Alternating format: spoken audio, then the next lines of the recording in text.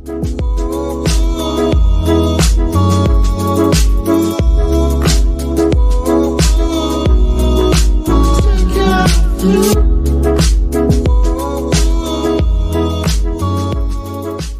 students, welcome to Science Surfers. Today we are going to start chapter 2 is matter around us pure.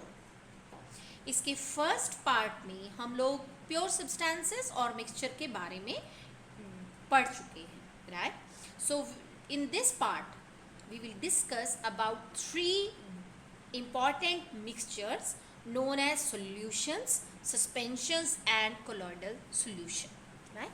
और इन तीनों तरह के mixture को study करने के लिए हम 3 डिफरेंट मिक्सचर्स बनाएंगे. फर्स्ट मिक्सचर बनाएंगे सॉल्ट के साथ वाटर को ऐड करके.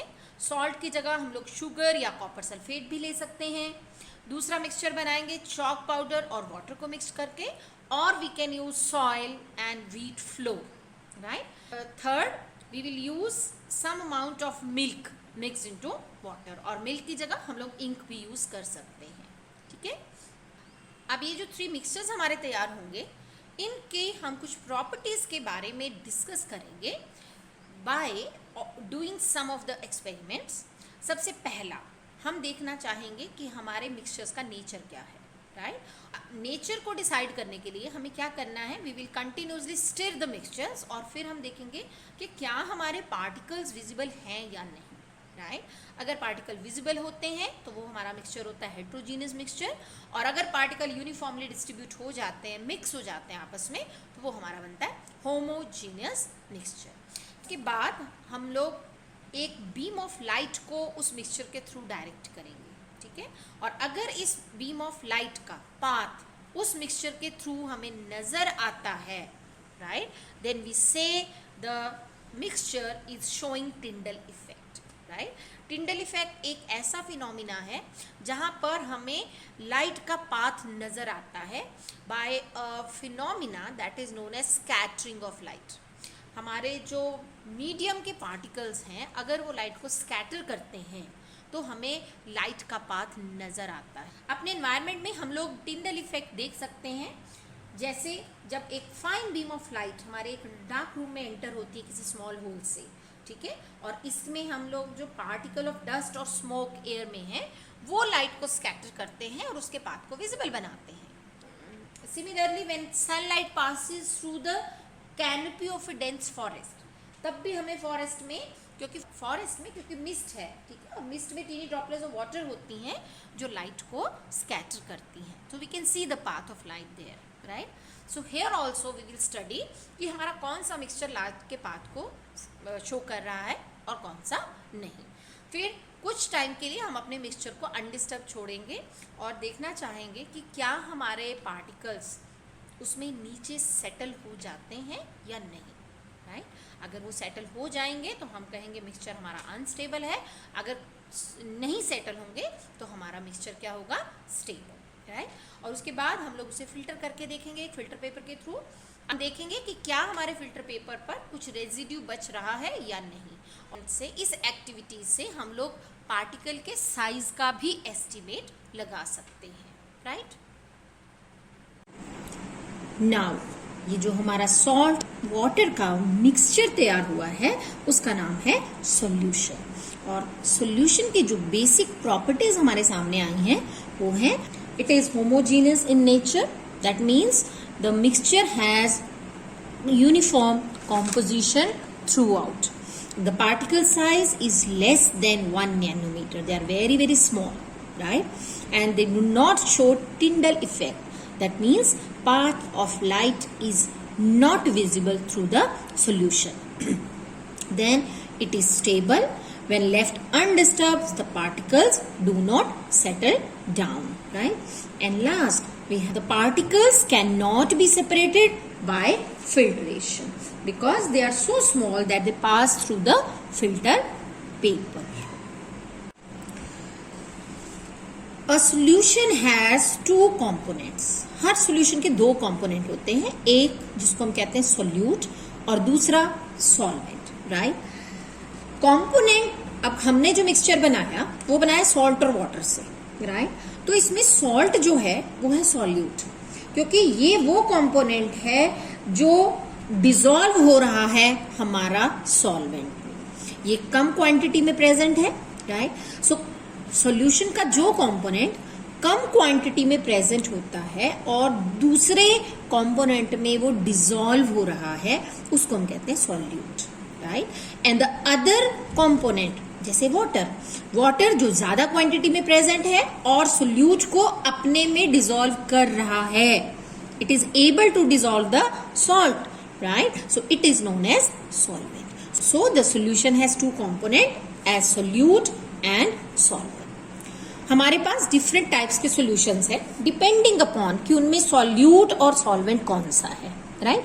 फॉर एग्जाम्पल अभी हमने एक बनाया solid in liquid type solution, जहां पर सॉल्यूट सॉलिड है और सॉल्वेंट लिक्विड है, जैसे अभी सॉल्ट सोल्यूशन, शुगर सोल्यूशन, और there is one more tincture of iodine where iodine is the solute, right, and alcohol is the solvent, जहां पर अल्कोहल के अंदर हमने आयोडीन को डिसॉल्व करके अपना मिक्सचर प्रिपेयर किया है।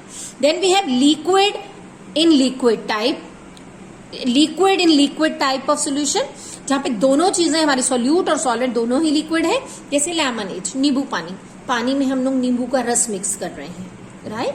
Then we have gas in liquid type solution where the solute is a gas and liquid is solvent, where soda water, aerated drinks, they have got carbon dioxide gas that is dissolved in water, so it is a gas in liquid type of solution.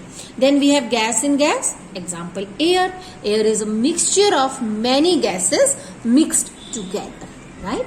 Then we have solid in solid type of mixtures. Solid in solid type mixture, the very best example is alloy.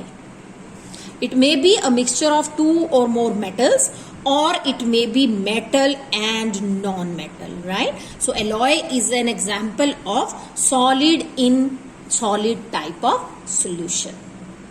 किसी भी solution को बनाते हुए उसके solvent में कितना solute maximum dissolve हो सकता है, उसे हम उस सॉल्यूशन की सॉल्युबिलिटी कहते हैं। किसी भी सॉल्वेंट की एक कैपेसिटी होती है कि वो मैक्सिमम कितना सॉल्यूट डिसॉल्व कर सकता है, राइट।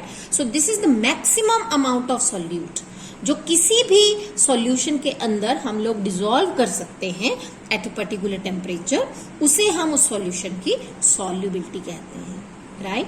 और जिस सॉल्यूशन में उसकी सॉल्युबिलिटी अचीव हो चुकी है, मतलब जितना मैक्सिमम उसके अंदर सॉल्यूट डिसॉल्व हो सकता था वो हो चुका है, उसे हम कहेंगे सैचुरेटेड सॉल्यूशन।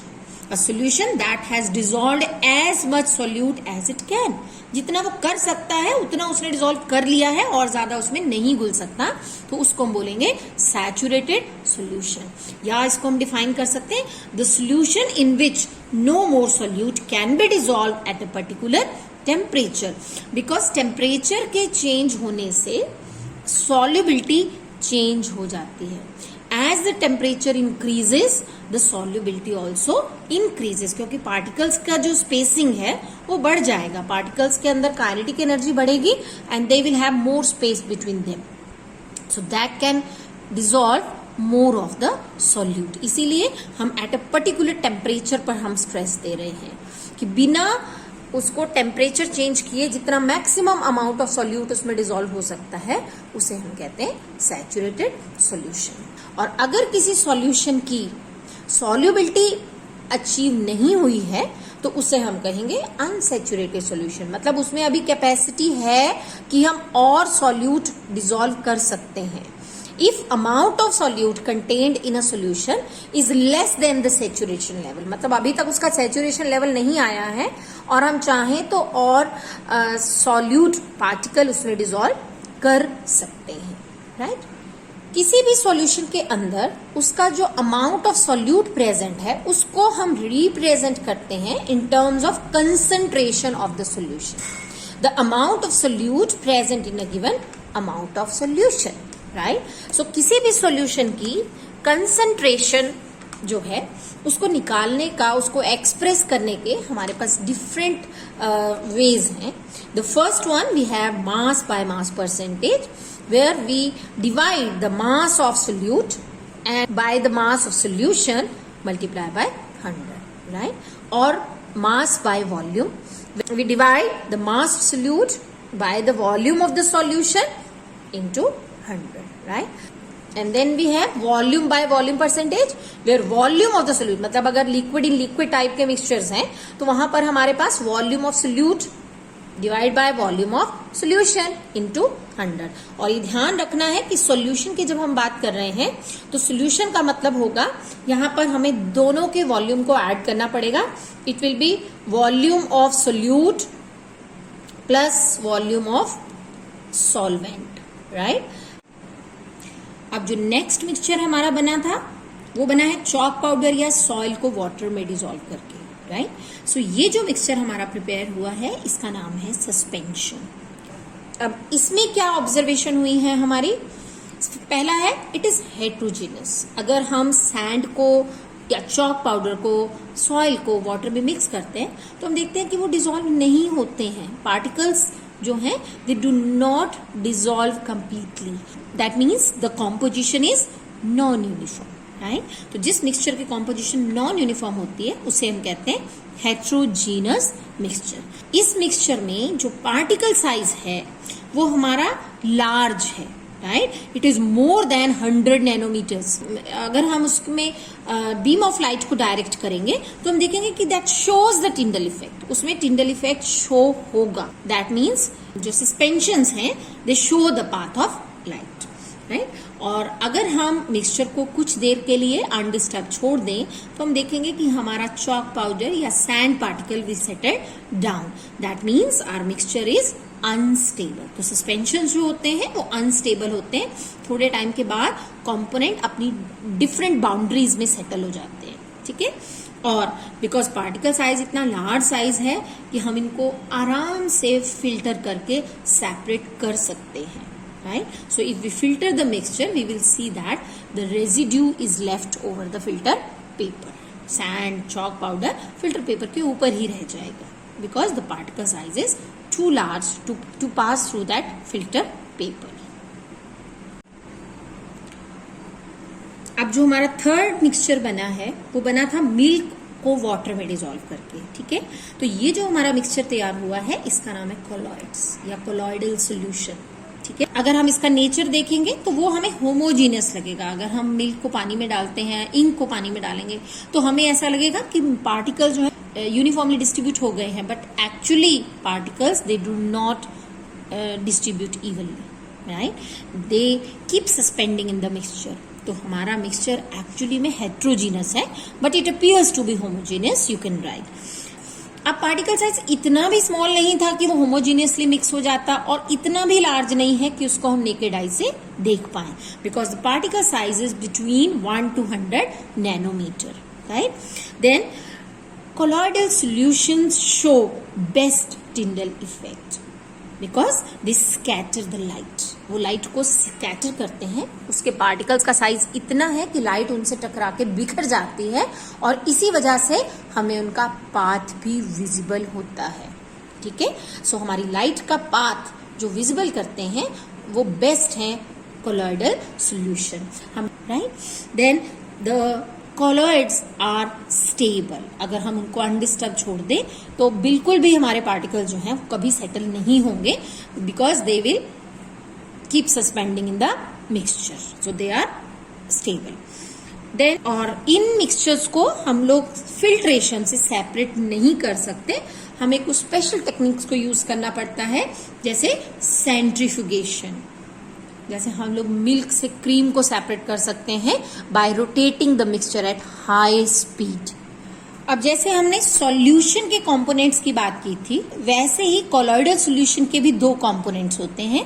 एक जो सोल्यूट लाइक उसका कंपोनेंट है उसे कहते हैं हम लोग डिस्पर्स्ड फेस, यानी जो चीज दूसरे में डिसॉल्व हो रही है, right? And second we have dispersion medium which is a solvent like, यानी जो उस सोल्यूट को अपने में डिसॉल्व कर रहा है, जो डिस्पर्स्ड फेस को अपने में डिसॉल्व कर रहा है, उसे हम कहते हैं dispersion medium. right? For example, we have fog. Fog is liquid in gas type of colloidal solution. Fog के अंदर जो है वो liquid हमारा dispersed phase है और gas हमारी dispersing medium है. Similarly, we have smoke. Smoke में solid in gas type, right? उसमें solid is dispersed phase and gas is dispersing medium, right? Then we have foam. Foam gas in liquid type colloidal solution है जहाँ पे dispersed phase है gas और dispersing medium है liquid. So there are many type of colloidal solution we have like aerosols, foams, emulsions, gels, etc.